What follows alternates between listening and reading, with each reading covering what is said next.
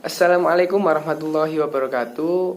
Di sini saya Muhammad Aidar Atamami beserta kedua rekan saya yakni Adini Ma'arif serta Dia Ayu Mulyani akan menerangkan tentang tahapan-tahapan Diamond Model serta contoh konkret dari Diamond Model itu tersendiri.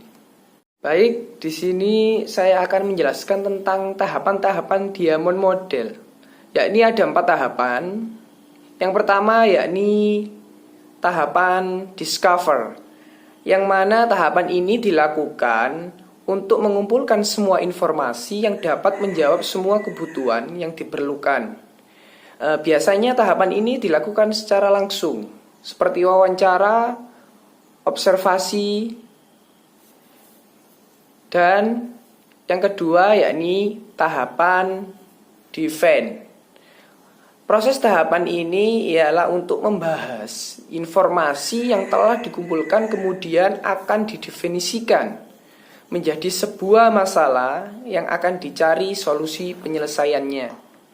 Dalam tahapan ini ada 2 metode, yang mana yang pertama adalah problem statement, dengan mengambil masalah pokok dari wawancara dan bagaimana solusi yang tepat dan efisien untuk permasalahan yang akan ditentukan.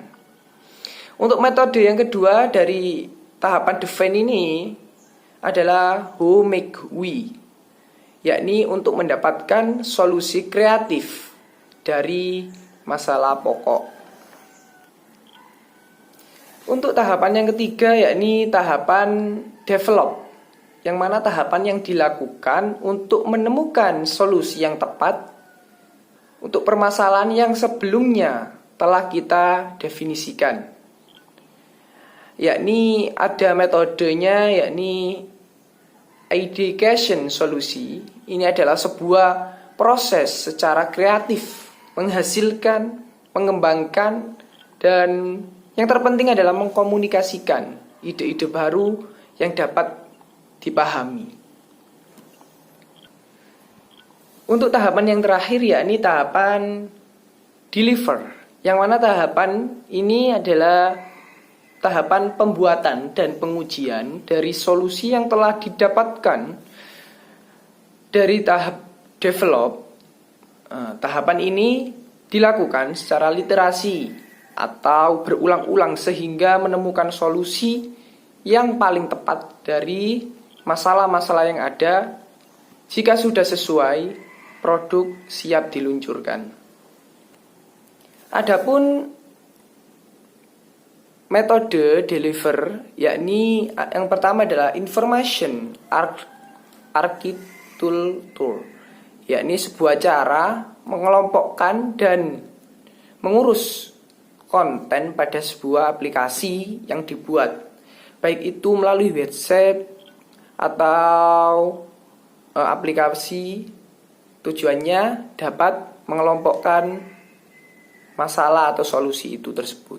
Untuk metode yang kedua yakni low fidelity, yakni dapat menguji apakah desain sudah dibuat, apakah sudah tepat, dan apabila ada perubahan maka tidak bingung atau kesusahan dalam mendesain. Untuk yang terakhir yakni metode high fidelity, yakni proses yang memvisualisasikan desain yang ada pada low fidelity. Baik, selanjutnya contoh-contoh dari Diamond Model akan disampaikan oleh rekan saya Dia Ayu Mulyani. Contoh yang pertama adalah penerapan Diamond Strategy pada usaha kecil dan menengah di Surabaya. Usaha kecil menengah merupakan kelompok usaha paling besar di Indonesia. Usaha kecil dan menengah memiliki posisi penting bukan saja dalam penyerapan tenaga kerja, melainkan kesejahteraan masyarakat yang ada di daerah tersebut. Dalam banyak hal, usaha kecil menengah menjadi perekat dan menstabilkan masalah kesenjangan sosial. Salah satu usaha kecil menengah yang ada di Surabaya adalah Onde-Onde Ocean. Dan masih banyak usaha kecil menengah lainnya. Setiap usaha kecil menengah yang jika dilihat dalam grafik produk life cycle berada dalam fase growth atau dalam fase berkembang, yang mana dalam fase ini membutuhkan strategi yang tepat untuk mencapai fase dari fase growth ke fase maturity. Diamond Strategy merupakan strategi bisnis yang dikenalkan oleh Hambrick dan Fredrickson. Diamond Strategy ini adalah strategi yang dipakai oleh perusahaan-perusahaan besar yang berfungsi untuk mengumpulkan dan mempertimbangkan semua bagian dari strategi secara keseluruhan. Baik, contoh yang kedua yaitu pelaksanaan Diamond Strategy pada Jawa Pos Televisi atau yang biasa disebut JTV. Televisi saat ini merupakan salah satu pilihan media hiburan bagi masyarakat. Perkembangan televisi dimulai dari nasional ditandai oleh penyiaran upacara pembukaan Asia Games yang ke-6 pada tanggal 24 Agustus 1962 oleh saluran televisi Republik Indonesia atau TVRI.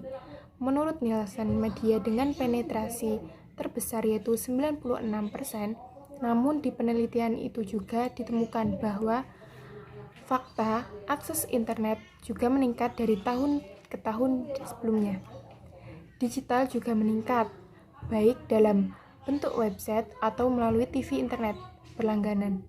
Penelitian Nielsen pada tahun 2011 juga menunjukkan kecilnya proporsi penonton yang didapat oleh TV lokal. Diamond Strategy merupakan salah satu teori strategi yang diperkenalkan oleh Hambrick dan Fredrickson pada tahun 2001.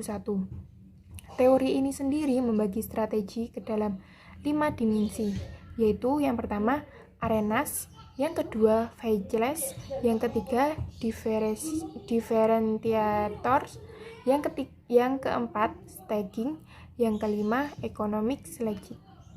Hasil penelitian ini menunjukkan bagaimana strategi JTV sebagai salah satu televisi lokal di kota Surabaya diuraikan dalam kerangka Diamond Strategy.